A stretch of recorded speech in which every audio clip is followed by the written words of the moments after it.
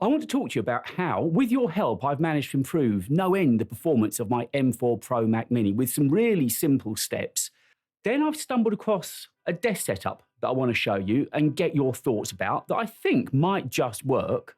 And right at the end of the video, I thought just because we're going to fire up that 2015 27-inch Intel iMac that I showed you last week, just to see it come back to life again for the first time in 5 years. Last week, you blew me away. Now, other creators talk about their community. I have got the best community, bar none. Maybe that's because I put the time in and actually reply to every one of your messages. And we've had some great chats this week. And you've helped me no end. You really have helped me no end at all. The problems, as you know, that I was having was that the Mac Mini seemed to be slowing down. I know a few of you asked how slow. It's not a quantifiable figure that I can give you. It's just one of those things when you sit in front of a Mac, and I know you know what I mean. When you sit in front of a Mac every day, you know when things feel normal, you know when things feel a bit janky. And everything was just hanging a little bit. And I'll tell you what came to light. When I switched over to the M4 iMac last week, and was just doing some emailing and going on Safari, everything was really snappy and quick. And that's a much more basic machine than my M4 Pro Mac Mini. So it drove home that something was at stake. Now, again, as I say, you've been great, and we've had, a couple of hundred comments on that video, and it's absolutely flying. A lot of you were suggesting, well, just wipe it and do a clean install. Back it up, wipe it, and do a clean install, which is fine, except for a couple of things. Now, I sit and make these videos because I love the gear that I use, but what I am not is the kind of guy that takes this tech apart and tries to improve it, tinker with it, and just play with the internals. That's not me at all. A, I don't trust myself. And B, I guess, well, these are my tools of work. So if I was to mess something up, I might not be able to make content for a week, which clearly isn't something I want to entertain. So the idea of wiping it, backing up, reinstalling, although it sounded a good idea, I didn't necessarily trust myself to do it. Look, hey, we're all good at some things. And if you're great at taking Macs apart, I wish you were my next door neighbor, but it's just not my thing. I sit and take photos, make videos, and write. That's kind of what I'm goodish at. I don't trust myself to take the Macs apart. So that I kind of discounted. Then a lot of you were mentioning the activity monitor. Now, I know the activity monitor can be your friend, but again, there's a lot of data there, and you kind of need to know what you're looking at, as with any data. Otherwise, it can be overload. I can see the basic information on the activity monitor. I can see which apps and which programs are drawing down most energy at any given time. And yeah, I can make some sense of it, but I'm not a data analyst. It's, again, not my area of expertise. So although the activity monitor would show me some things, it wouldn't necessarily drive me to the areas that I know needed attention. Then you were suggesting some apps as well, and things that could possibly help look at the internals of the M4 Pro Mac Mini. But what I decided, one of you made a suggestion, and it was so basic, and it was so straightforward, that I was kicking myself for not thinking of it before.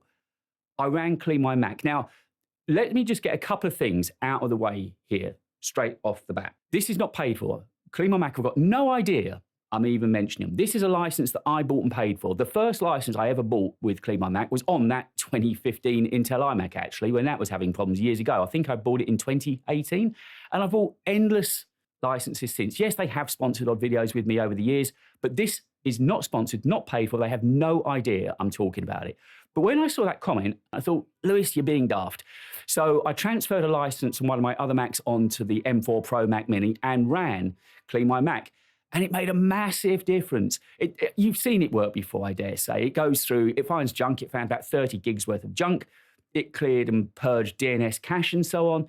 It goes through looking for any malware threats, which really saved my bacon once. It goes through and uninstalls apps that you haven't used for a number of years or a number of months. It's just really thorough. Now, I say, I'm sure if you know your way around it, you could probably do all this yourself. I don't. It was out of the box, does what it says on the tin, and I love it. So whoever suggested that, thank you. I am a big fan of it. It suits me. It suits my workflow, and I know I can trust it. And it has made a huge difference. It really has made a massive difference to the speed that the Mac's running. Remember last week I tried in a sort of a an amateurish way just to clear out cache and history on Safari. And someone, again, one of the comments said, that ain't going to do it. And you were right. It really didn't make much difference at all. But running CleanMyMac with all of its finer tools that it's looking at and the way that it works has made a big difference. So if you're just an average Mac user like I am, and your Mac is running a little bit on the slow side, just try it. It doesn't cost a fortune. I think you even get a 7-day trial, and it works really well. And it kind of links also to Activity Monitor as well, because when you've got CleanMyMac installed, it comes up in the menu bar and you get all kinds of things. You get memory pressure, CPU load, and even the connection speed into your Mac as well. You can see what bandwidth you're getting and what your connection speed is. It's just a really easy tool. And unlike the Activity Monitor, it's colourful, almost cartoon-like. It's just very easy to look at during the day, see what the temps are, see what CPU pressure you've got, and just look at the health of your Mac. And even if you don't like the tool, you've got to admit that it's better that I run that and look at that frequently as opposed to doing nothing and never opening up Activity Monitor. It's got to be a step forward. Whether you like it or not, it's an improvement. Doing something is better than nothing. And do you know what? I realized over the 2 years that I've been using this M4 Pro Mac Mini, I hadn't given it any TLC, none, which is shocking. And I'm ashamed of myself, but at least I've pulled it into hand now, and it has made a huge difference. Now, there is one thing that I did do that a lot of you again suggested, and that was to clear out dust that might be inside. Now, again, as I referenced earlier on, I am not the sort of person that takes Macs apart. Never have been, don't trust myself, don't want to mess anything up. But I watched a couple of videos on what you had to do to take the base plate of the M4 Mac Mini off, and it didn't look that complicated. I knew that you should start away from the power switch because there's a little power cord attached to the power switch, and just be gentle and slow. So the other day, I jumped in. My heart was in my mouth, I promise you. I know you're probably smiling, you've done this loads of times, but for me, I'm just being honest with you. I can't be honest with you. What's the point of this channel, right? My heart was in my mouth, but I did gently and slow. I guess it took me 15, 20 minutes to get it off, but it's actually very simple. You just begin to sort of feel where these little tangs are, and you just prise them open, and it popped off. And what surprised me, once I finally did get the base plate off, was there was hardly any dust in there. Now, if you remember, I hadn't switched this thing off for virtually 2 years. It'd been running 24/7. Every night now, I do turn it off because I'm trying to look after the health of the Mac Mini. Interestingly, the iMac, when that gets left on overnight, doesn't get hot. The M4 iMac, just a little aside. But anyway, I do turn it off every night, but there was virtually no dust in there. One of the comments said, the air duster is going to be your friend. And yes, I had it in, I used it, but there was hardly any dust in there, which surprised me. Now, I suppose what I could have done is gone one stage further and taken that next internal plate off, used some hex screws, and just had a look inside there. But basically, I would have thought all of the dust, am I right in thinking?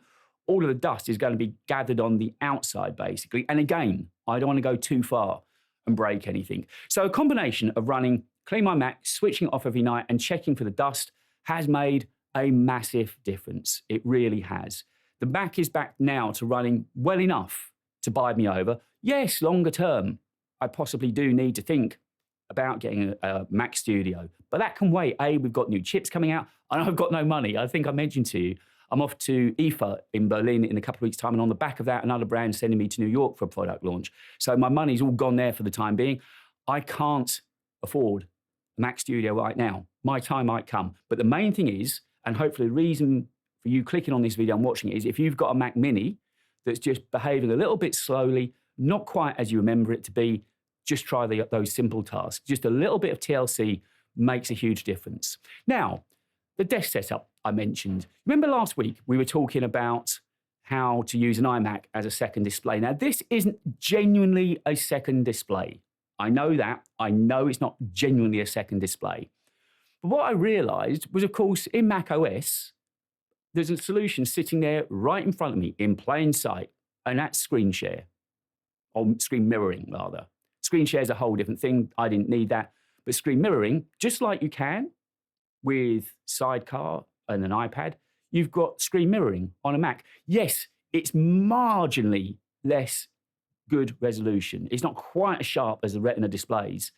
But basically now, I've moved the M4 iMac to one side of my studio display. They sit at about the same height. They're roughly the same brightness. The studio display is a little bit brighter at 600 nits, and obviously it's 27 inches. The iMac's 24 inches and 500 nits brightness, but they're more or less the same. But here's where it wins out for me. Here's where I suddenly realize I've got the best of both worlds.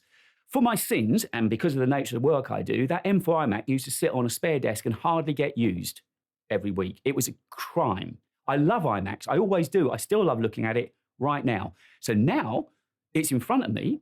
When I don't need to mirror it, I can check, and say I'm working on the Mac Mini and the studio display, I can check emails, go over to Safari, go over to Chrome, do all of that kind of thing on that other Mac, because it's a fully functioning Mac, of course. I can do all of my work. I can look at accounts, packages on there. I can do all of that, answer comments.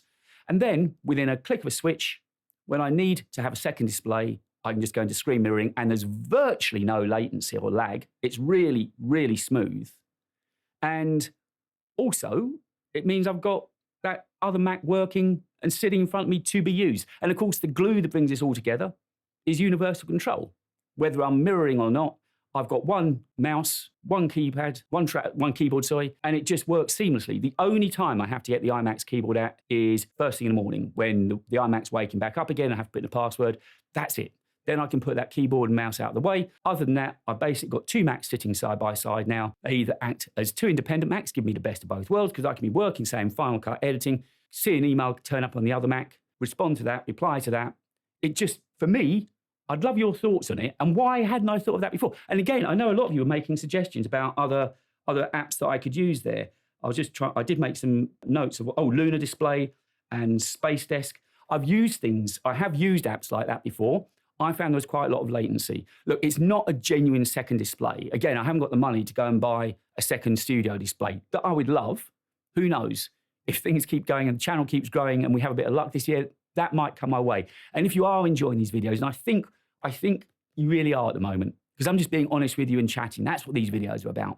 If you're enjoying it, don't forget, subbing makes a huge difference. You can see the work I'm putting in, and this is my favorite part of the week, sitting down and chatting with you. So if you haven't subbed yet, it does make an awful difference to this channel. I promise you it does. And it takes you virtually no time and costs you no money. So that's been my week, basically. I've managed to come across a desk setup that I think looks lovely, works really well, and I love sitting in front of.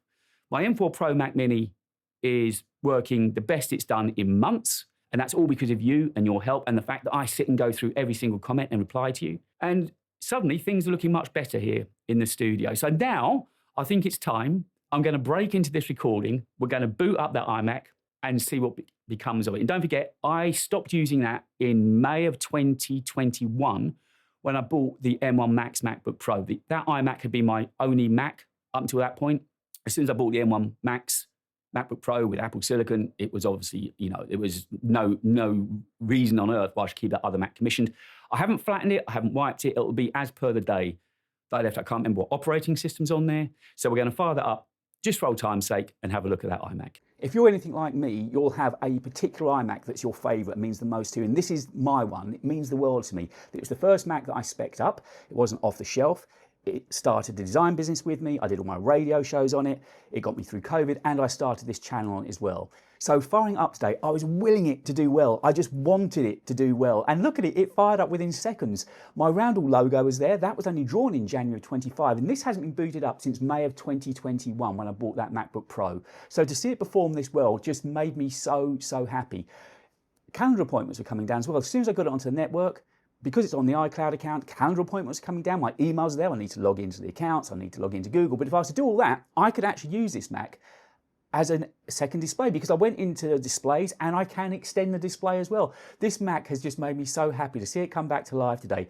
Oh, by the way, it was running Monterey 12.7.6. The one thing I'd forgotten about is how big they are. Although the studio display and the iMac are both 27-inch displays, the iMac is much, much bigger. It's got a much bigger footprint. But that to one side, just seeing this iMac fire up again meant the world to me. Thank you for letting me indulge you with this. It was just, I hopefully you enjoyed it, seeing one of these gorgeous iMacs. And it just goes to show these iMacs are built like tanks. Just look at it. It's a thing of beauty. I'm happy. I'm a very happy man. Right, let's go and finish this video up then. And that's the video for this week. We have covered a lot, and I hope that you've enjoyed, me showing you how I've managed to improve the performance of my Mac Mini. Yes, I use CleanMyMac. No, it's not paid for. There's no affiliate links. I don't need or want you to go and use it or buy it. I just happen to like it. It works well for me. Then we looked at that desk setup, the way that I'm using the iMac now as a second display, and also now making sure that I'm using that lovely iMac every single day. And we fired up an old 2015 Intel iMac just to see what it looked like. Thank you so much for watching. If you haven't seen last week's video yet, I'm going to leave you a link now where you can click on it and have a look at it, because if you've enjoyed this video, I just know you're going to enjoy that one.